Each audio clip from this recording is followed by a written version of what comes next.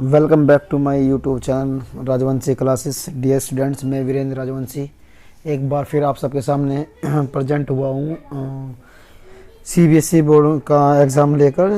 जो साइंस का ये पेपर है 10th स्टैंडर्ड का। आज जो हम चर्चा करने वाले हैं वो सिर्फ इसके सॉल्यूशन बेस्ड बात करेंगे, ठीक नहीं। मैं ज़्यादा क्वेश्चन को समझाने एक्सप्लेन करने की कोशिश नहीं करूँगा, जिससे वीडियो लंबा हो जाता है और वीडियो को हमें कम समय में ही इसको पूरा करना होगा। तो सीबीएसई बोर्ड का ये एग्ज़ाम है जिसका सीरीज़ है JSK 2 सेट नंबर 4 आपका यहाँ पर दिया हुआ है। और क्वेश्चन पेपर कोड नंबर जो है आपका 031/2/4 है, ठीक है नहीं। ये मैंने एक बच्चे का पेपर लिया, उसने अपना रोल नंबर भी यहाँ पर भरा हुआ है, ठीक है नहीं। तो स्टूडेंट्स आप करते हैं कि कौन से क्वेश्चन सही है आपके, कौन से गलत है, जबकि इसमें कुछ पर्सन आप कैसे हैं जो विवादित है, मतलब जिनका आंसर शीट में गलत दिया हुआ है।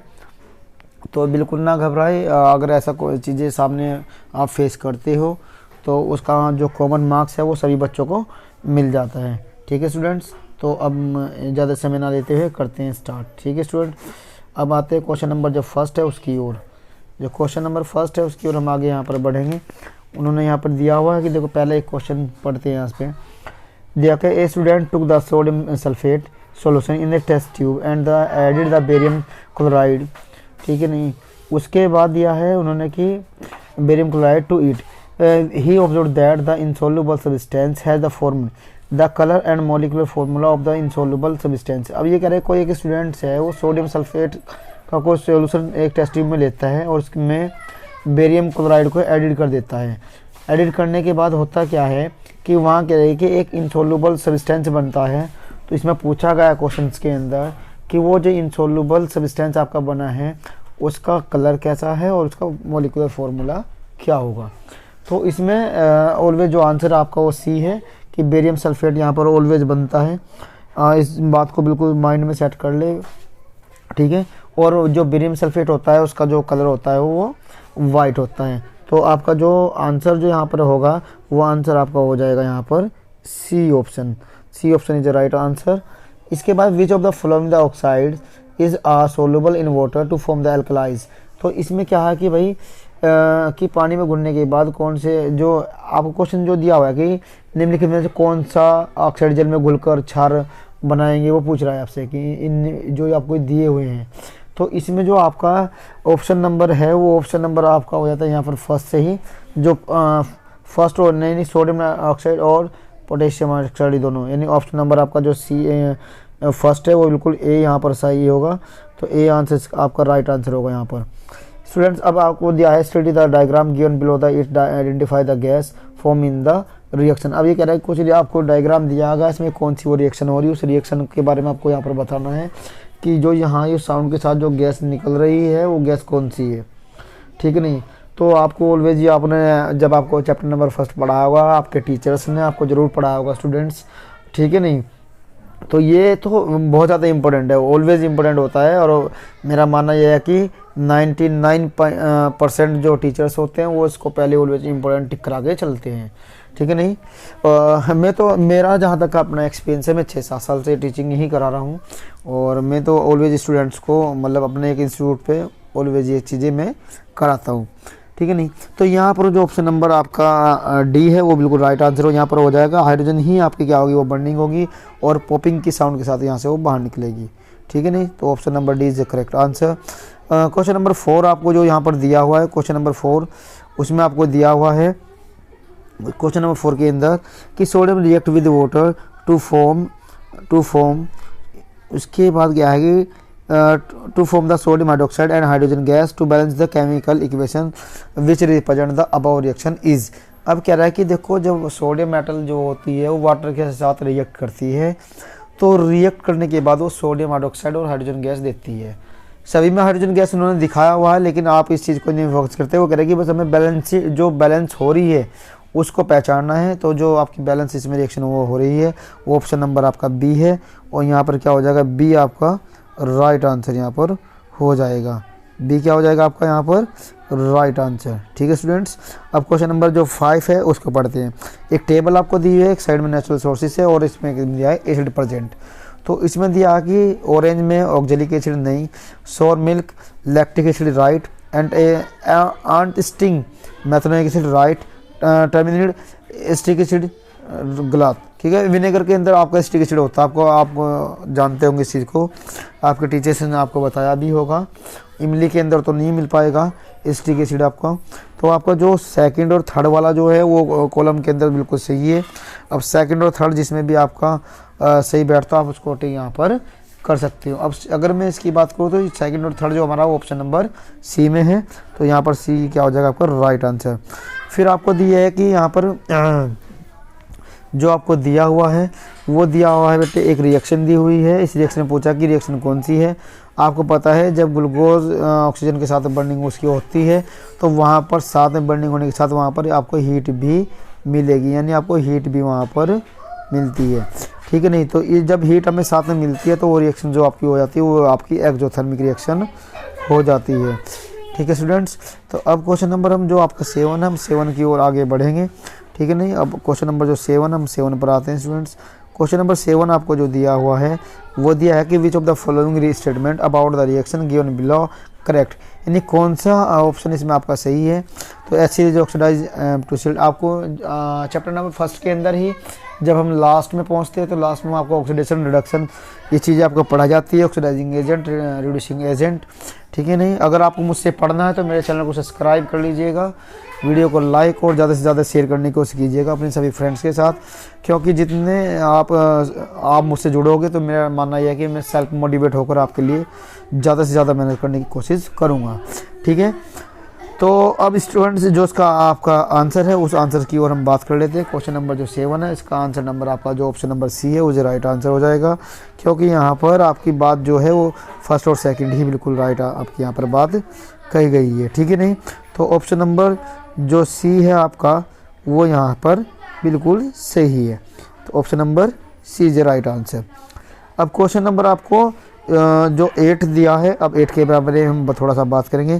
क्वेश्चन नंबर 8 यहाँ पे दिया, select the from flowing the statement which is a true for base. ठीक है नहीं, बेस के लिए इसमें से कौन सा स्टेटमेंट बिल्कुल सही है आपको ये बताना है। तो ऑलवेज आपको पढ़ाया होगा कि जब आपको इंडिकेटर्स आपके टीचर्स ने पढ़ाए होंगे तो वहाँ पर आपको बताया होगा। ठीक है नहीं, कि फिनोप्थलीन की बूंदें मिलाने पर वो गुलाबी हो जाते हैं, क्षार का आपको पता ही है। तो ऑप्शन नंबर डी आपका जो राइट आंसर यहाँ पर हो जाएगा। ठीक है स्टूडेंट्स, अब थोड़ा सा हम आगे बढ़ते हैं और इसी क्रम में। तो क्वेश्चन नंबर जो यह है, अब क्वेश्चन नंबर जो 9 है, हम 9 की बात करते हैं स्टूडेंट्स। इसमें दिया है स्टडी द फॉलोइंग, वही एक आपको टेबल दी गई है, एक साइड में साल्ट है, एक साइड में आपके पेरेंट एसिड्स, पेरेंट बेस और आज में नेचर ऑफ साल्ट आपको दर्शाया गया है। ठीक है नहीं, तो इसमें जो ऑप्शन नंबर आपका डी है वो जो राइट आंसर यहाँ पर हो जाएगा। ठीक है नहीं स्टूडेंट्स, तो option number D is a right answer. कि सोडियम स्टेट जो है अगर वो देखो आप यहाँ पे देखिए एक साइड में सोडियम एसिड बनता कब है, यानी एसिटिक एसिड होगा और सोडियम आपका कोई एक बेस होगा, तो जब वो रिएक्ट करेंगे तो वहाँ से आपका वाटर बाहर हो जाता है और सोडियम एसिड आपका बन जाता है, और साल्ट की जो नेचर होती है वो बेसिक होती है। तो option number D is right answer. ठीक है नहीं, अब थोड़ा सा आगे बढ़ते हैं। क्वेश्चन नंबर आपको जो 10 है वो दिया हुआ है। 10 के अंदर जो दिया है, it is the important of the balance of the chemical equation two satisfy the law of conservation of mass. ठीक है नहीं, इसके बाद which of the following statement of the law is incorrect. अब देखो आपको क्या पहचानना है। क्वेश्चन नंबर 9 के अंदर 10 के अंदर ये बोला है कि एक हमारा होता है द्रव्यमान शिक्षण का नियम। ठीक है नहीं, ये करेगा द्रव्यमान शिक्षण के नियम की संतुष्टि के लिए रासायनिक समीकरण को संतुलित करना महत्वपूर्ण है, आप ये अच्छे से जानते हो। अगर इस नियम के संबंध में नीचे दिया गया कौन सा कथन सही नहीं है, बस ये आपको यहाँ पर पहचानना होगा कि इसमें कौन सा ऑप्शन आपका सही नहीं है। ठीक है स्टूडेंट्स, इस चीज़ पे आप थोड़ा सा विशेष ध्यान रखेंगे। तो आप इसमें आपको नॉर्मली दिया हुआ भी है। ठीक है नहीं, तो हम इसको अब करते हैं बेटे। ऑप्शन नंबर जो आपको दिया हुआ है, सॉरी वीडियो ही बैक हो गई, सॉरी इसके लिए। तो यहाँ पर ऑप्शन नंबर जो आपका दिया हुआ है option number C is right answer. Option number C ही आपका क्या है यहाँ पर इसका सही आंसर होगा। ऐसे यहाँ पे कंसिडर द फॉलोइंग स्टेटमेंट, ये एक डायग्राम दिया हुआ है और उसमें आपको वेसल्स ए बी एंड सी दिया हुआ है और उनके कार्य दिए हुए हैं। जो इनके कार्यों को सही करेक्ट ऑर्डर में जो कार्य करते हैं, अगर उनको करेक्ट कर रहा है तो वही ऑप्शन आपको यहाँ पर चूज़ करना होगा। जो इसका राइट आंसर है इस क्वेश्चन का वो ये है कि ऑप्शन में आपकी जो टर्म दी है फर्स्ट, सेकंड, थर्ड, फोर्थ, तो इसमें तीनों ही ऊपर वाली जो टर्म है वो बिल्कुल राइट है। और तीनों टर्म कौन से ऑप्शन में है आपकी, वो डी ऑप्शन में है। तो D option is right answer आपका यहाँ पर हो जाएगा। क्वेश्चन नंबर आपका जो दिया हुआ है यहाँ पर 12 दिया हुआ है। 12 में आपको यहाँ पर इस नोट आपको बोला गया है कि in living organism the during the respiration which of the following product are not form in oxygen is not available. तो ये इसमें पूछ रहा है कि आपको इसमें नॉर्मल दिया कि जितने भी हमारे सजीव जीवों में श्वसन के समय यदि ऑक्सीजन उपलब्ध नहीं हो तो नीचे दिए गए कौन सा उत्पाद नहीं बनते। तो वहाँ पर कार्बन डाइऑक्साइड आपका देखो, कार्बन डाइऑक्साइड और जो जल है वो नहीं बनता है, ये ऑलवेज आपने पढ़ा होगा। और ये ऑप्शन आपको कौन सा इसमें नज़र आ रहा है, जो ऑप्शन नंबर आपका ए है वो आपका इसमें राइट आंसर यहाँ पर हो जाएगा। ठीक है स्टूडेंट्स, अब बढ़ते हैं थोड़ा आगे। ठीक है, तो स्टूडेंट्स अब क्वेश्चन नंबर हम जो पहुंचते हैं वो पहुंचते हैं हम 13 की ओर। 13 दिया कि the correct statement of the reference to single card organism are. तो पहला ये इसमें कहना चाह रहा है आपका कि जो एक कोष के जीवों के संदर्भ में कौन सा कथन आपका सही है। ठीक है नहीं, तो अब ये सिंगल कार्ड ऑर्गेनिज्म के बारे में इसमें दिया हुआ है कि कौन कौन इसमें ठीक है। पहला दिया complex substance are not broken down into the simpler substances. ठीक है नहीं, तो ये बात गलत है, ये तो सही है नहीं। Simple diffusion is sufficient to meet the requirement of the exchange of the gases, right, ये बात बिल्कुल सही है। Specialisation tissues perform the different functions in the organism भी वेरी, ये बात बिल्कुल सही है आपका। In entire the surface of the organism in correct with the environment for the taking in food. तो ये बात आपकी जो है ये बात सही है। लेकिन जो अगर मैं बात करूं कि इन्होंने जो यहाँ पर एक वर्ड दिया है specialise tissues perform the different functions, तो ये बात थोड़ा सा कहीं ना कहीं हमें इसमें पीछे करती है। लेकिन इसका जो ऑप्शन आपको जो दिया हुआ है वो ऑप्शन नंबर आपका सी इसमें सही होगा, क्योंकि सेकंड और फोर्थ जो आपको इसमें स्टेटमेंट दिए हैं वो बिल्कुल राइट हैं। तो ऑप्शन नंबर जो आपका क्या है सी, ये जो वो राइट आंसर यहाँ पर हो जाएगा, ऑप्शन नंबर सी। ठीक है,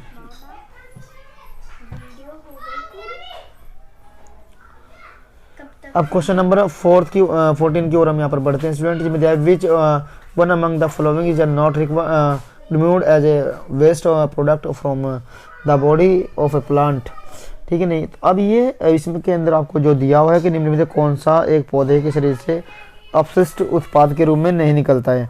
अब रेजिन आपको यहाँ पर दिया, रेजिन एंड गम्स जो है, यूरियाज है, तो पता है ऑलवेज यहाँ पर यूरिया आपको नॉर्मली दिख रहा है, तो यूरिया तो आप ऑलवेज टिक कर सकते हो यहाँ पर, क्योंकि यूरिया ही ऐसा है जो ह्यूमन्स के अंदर यानी कि उसके अंदर निकलता है। अब थोड़ा सा यहाँ फोकस करेंगे तो ऑप्शन नंबर बी जो है वो इसका आपका राइट आंसर हो जाएगा। इसके बाद जो आपको दिया which of the following statement of the are correct reference. ठीक है नहीं, तो इसका ऑप्शन, अगर ये वीडियो थोड़ा लंबा हो रहा है तो मुझे थोड़ा कम ही पढ़ना पड़ेगा, बस मैं आपको डायरेक्ट आंसर ही यहाँ पर बता रहा हूँ।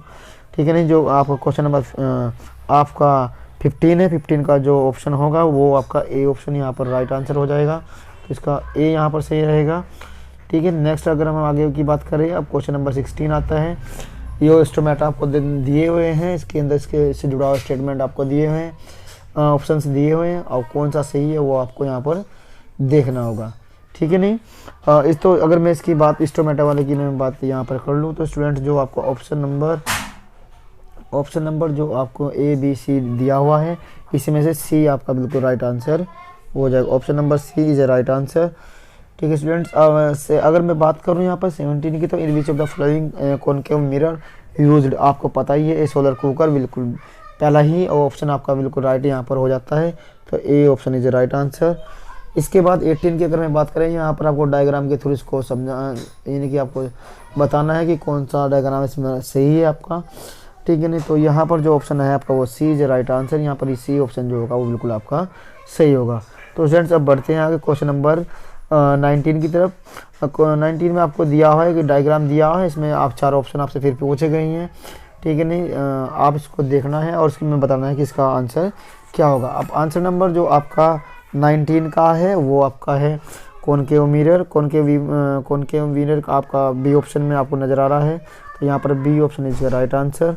अब 20 की ओर अगर हम चले तो इसमें फिर आपको दिया हुआ है कंडीशन बेस्ड क्वेश्चन है, न्यूमेरिकल बेस है आपका, तो आप इसमें क्या करेंगे।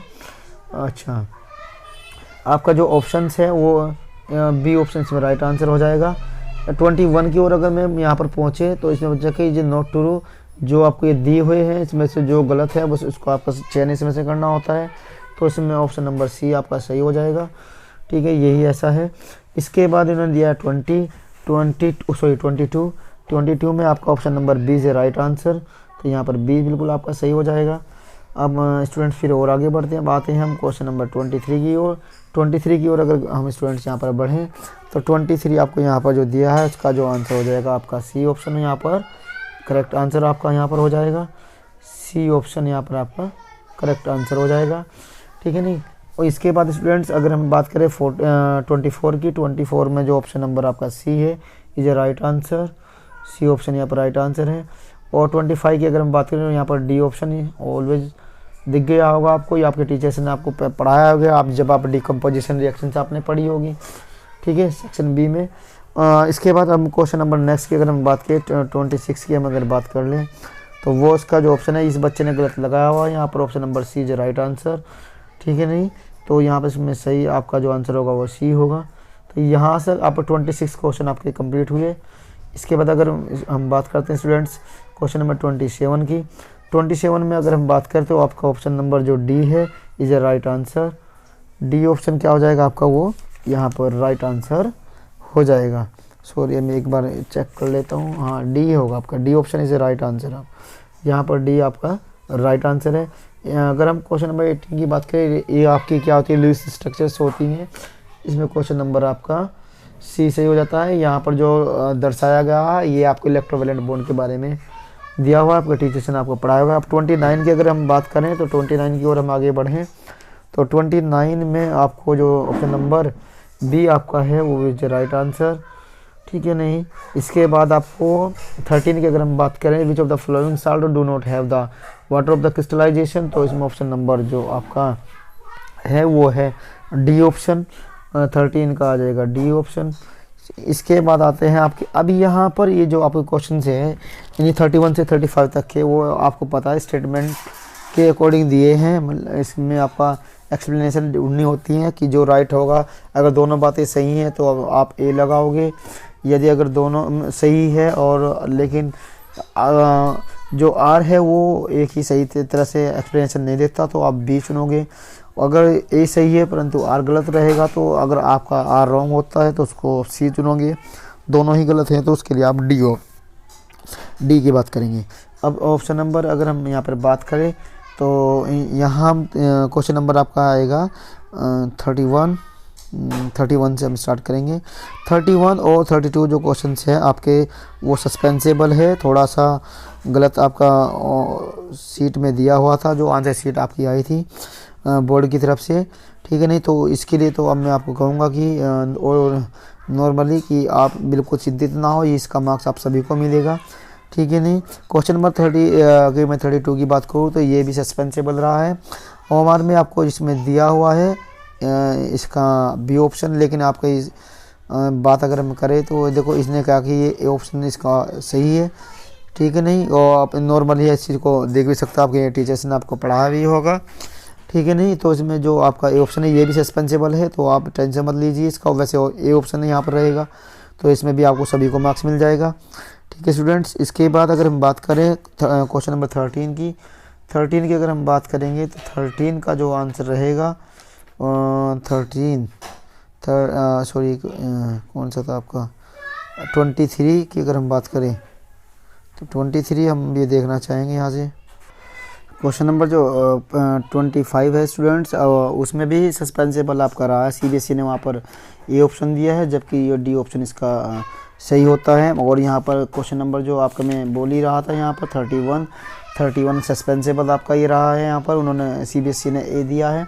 तो जितने भी सस्पेंसेबल क्वेश्चन आपके रहे हैं उसमें बिल्कुल घबराने की आवश्यकता नहीं, सभी को मार्क्स इसका मिलेगा। क्वेश्चन नंबर जो आपका 32 है, इसका भी डी ऑप्शन CBSE ने दिया, जबकि इसका ए ऑप्शन राइट होता है। क्वेश्चन नंबर 35 की अगर हम बात करें तो वहाँ पर उन्होंने उसका ए ऑप्शन दिया है, जबकि ऑप्शन उसमें यहाँ पर गलत है। ठीक है, तो ये जो मार्क्स है ये आप सभी को मिल जाएंगी। अगर मैं क्वेश्चन नंबर 13 की अगर मैं बात कर लूँ तो 33 की, तो यहाँ पर इसका ए ऑप्शन आपका राइट हो जाता है और 34 का भी आपका ए राइट रहेगा। ठीक है स्टूडेंट्स, अब बढ़ते हैं हम थोड़ा आगे। क्वेश्चन नंबर आता है 35 के बाद आपका 36 की अगर हम बात करें यहाँ पर, तो 36 जो आपको दिया है, 36 को सस्पेंसिबल रखा गया, लेकिन मेरा मानना ये है कि 36 जो है वो आपका सस्पेंसिबल नहीं। 36 का जो आंसर है वो आपका A option is the right answer. तो यहाँ पर जो आपका ए आंसर होगा वो आपका ए ऑप्शन यहाँ पर इसका राइट हो जाएगा। ठीक है स्टूडेंट्स, अब थोड़ा आगे बढ़ें। क्वेश्चन नंबर जो आपका है 38 की ओर। ठीक है नहीं स्टूडेंट, हम यहाँ देखते हैं, इसमें दिया हुआ है ऑब्जर्व द डायग्राम। आपको डायग्राम को ऑब्जर्व करना है और इसमें देखना है कौन सा ऑप्शन आपका राइट आंसर यहाँ पर होगा। ठीक है स्टूडेंट्स, तो ये क्वेश्चन आपको कोई सस्पेंसेबल नहीं रहा, इसका तो नॉर्मली आपको पता ही है कि ऑप्शन नंबर जो सी है 38 का वो राइट आंसर हो जाएगा। ठीक है नहीं, तो स्टूडेंट्स ये जो ऑप्शन नंबर आपका सी आपको यहाँ पर दिया हुआ है वो आपका यहाँ पर राइट आंसर हो जाएगा। इसके बाद 39 की अगर मैं बात करूँ, उसका ऑप्शन नंबर यहाँ भी सी होगा। अगर हम बात करें 14 की, तो 14 का आपका D option is right answer. ठीक है, 41 की अगर मैं बात करें तो वहाँ पर B is right answer. Question number अगर हम बात करें आपका 42 की, तो उसका भी आपका B option is right answer. Question number अगर हम बात करें 43 की, तो उसका D option is right answer. ठीक है स्टूडेंट्स, अब अगर मैं 44 की अगर हम बात कर ले स्टूडेंट्स, 44 क्वेश्चन जो आपको दिया हुआ है, तो 44 के अंदर आपको एक डायग्राम दिया हुआ है, उस डायग्राम के अंदर आपको बताया गया है कि आपको इसके अकॉर्डिंग क्या करना है, ऑप्शन को चयन वहाँ पर करना है। ठीक है स्टूडेंट्स, तो उसमें ऑप्शन नंबर जो आपका बी है वो इज राइट आंसर। स्टूडेंट्स इसके बाद 45 की अगर हम बात करें, उसका डी ऑप्शन जो आपका वो राइट आंसर होगा। ठीक है ना, ये भी आपको फिजिक्स में ही आपको समझाया गया होगा। ठीक है नहीं, 46 की अगर हम बात करें तो आपका ये भी, इसका भी यहाँ पर D option is right answer. अगर 47 की अगर हम बात करें तो यहाँ पर क्या होगा, C option is right answer. ठीक है, क्वेश्चन नंबर अगर 48 की मैं यहाँ पर बात करूँ स्टूडेंट्स, तो वो 48 की हम अगर यहाँ नॉर्मली तरह से बात करें तो उसका जो आंसर हो जाता है वो सी ऑप्शन यहाँ पर आपका हो जाएगा। तो यहाँ पर जो आपका क्वेश्चन नंबर 48 है उसका C option is right answer. ठीक है नहीं, अब इसके बाद ये कुछ स्टेटमेंट दिए है, तो इसके अकॉर्डिंग आपको क्वेश्चनों का चयन यहाँ पर करना था। तो अब करते हैं यहाँ पर स्टूडेंट्स चयन इनका। ये 49 की अगर हम यहाँ पर बात कर ले, तो क्वेश्चन नंबर जो 49 है आपका, उसका जो आंसर होगा वो आंसर होगा आपका आर यानी बी ऑप्शन। 50 का जो आंसर होगा वो मैग्नीशियम। ठीक है नहीं, कुछ बच्चे पोटेशियम भी किए होंगे। तो यहाँ पर अब जो 52 है 51 है आपका, 51 का होगा आपका ए ऑप्शन। और यहाँ पर अगर 52 की अगर बात करें तो सी ऑप्शन है जो राइट आंसर। अगर यहाँ पर एक फिर डायग्राम के थ्रू एक क्वेश्चन दिया हुआ है और उसमें इसके बाद आपसे क्वेश्चन पूछा भी गया है 53 में, इसका जो आपका राइट आंसर है वो C option is right answer. ठीक है स्टूडेंट्स, तो ये नॉर्मली क्वेश्चन थे आप जो दिए गए। पेपर का स्टैंडर्ड आप हल्का तो कह नहीं सकते, क्वेश्चन स्टैंडर्ड सही है पेपर का। ठीक है, स्टैंडर्ड अच्छा रखा हुआ है CBSE ने। तो स्टूडेंट्स अब बढ़ते हैं 54 की ओर। 54 की यहाँ से अगर हम बात करें स्टूडेंट्स, तो ये क्या यहाँ से दिया हुआ है 54 में आपको क्वेश्चन का चयन करना है। 54 का जो आपका आंसर होगा वो C option is right answer. C option आपका क्या हो जाएगा यहाँ पर सही हो जाएगा। इसके बाद मैं 55 की अगर मैं बात कर लूँ, तो यहाँ पर जो आपको दिया है वो C option is right answer. आपका 55 का जो आंसर 55 का आंसर ए होगा यहाँ पर आपका। ठीक है नहीं, और जो 56 है उसका आंसर जो सी आंसर जो राइट आंसर सी। ठीक है, सी आंसर होगा इसका। 57 का अगर हम बात करें तो यहाँ पर उसका बी ऑप्शन से राइट आंसर होगा। 58 की अगर हम बात करें तो यहाँ पर D option is right answer. 59 की अगर मैं बात करूँ तो यहाँ पर ऑप्शन नंबर इज बी आपका जो राइट आंसर। 60 की अगर मैं बात करें तो क्वेश्चन नंबर आपका जो 60 है उसका आंसर होगा आपका 16। यानी कि ऑप्शन नंबर बी। तो अब कैसा लगा आपको मेरा ये एक्सप्लेनेशन या आपको जो आंसर्स की मैंने आपको सोल्व कराई है। अगर मेरा वीडियो अच्छा लगा तो वीडियो को लाइक शेयर और चैनल को सब्सक्राइब करना बिल्कुल ना भूलें और ज़्यादा से ज़्यादा शेयर करने की कोशिश करें। ठीक है, कुछ बच्चे जब मैं एग्ज़ाम ड्यूटी में था भी कुछ बच्चों ने मेरे सामने थे, तो अगर वो बच्चे तक ये वीडियो पहुंचती है तो मेरी रिक्वेस्ट है उनसे, हमारी रिक्वेस्ट है कि इस वीडियो को बेटे वो ज़्यादा से ज़्यादा फॉलो करें और ज़्यादा से ज़्यादा मतलब शेयर भी करें इसको, क्योंकि और मुझे साथ में कमेंट में लिखते रहें अपना नाम, क्योंकि अगर आप जुड़ जाते हो तो एक न्यू बैच के साथ आपका जो सेकंड टर्म का जो बोर्ड होगा उससे पहले मैं आपका पूरा सॉल्यूशन पूरा आपका जो सिलेबस है केमिस्ट्री का वो ख़त्म मैं करा दूंगा। ठीक है स्टूडेंट्स, मिलते हैं इसी उम्मीद के साथ। Okay bye.